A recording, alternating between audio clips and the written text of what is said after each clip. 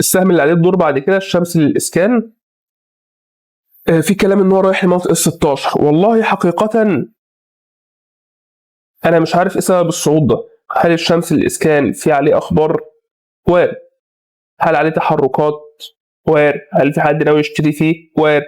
لكن الأكيد إنه على الفريمات الكبيرة حتى، لو قلنا إن دي منطقة، إحنا في الفريم الأسبوع، لو قلنا إن دي منطقة أوردر بلوك، دي قمة، دي قاع، فهو أهدافه بالفعل تبقى متجهة من ال 12 جنيه 73 قرش لل 14 جنيه وربع. هو بالفعل جاب هدف منه، لذلك أرى إن هو محتاج يصحح شوية. هيصحح لحد فين؟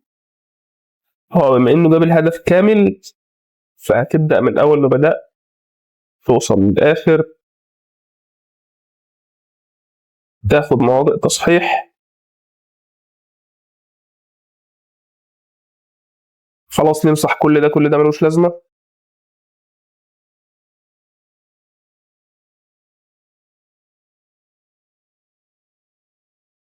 يبقى الشمس على الفريم الأسبوعي المفروض ينزل لصحح تاني المناطق 9 جنيه 40 قرش، منها نرجع نشتريه، لكنه خلاص اتحرك فمش من الذكاء انك تشتريه دلوقتي.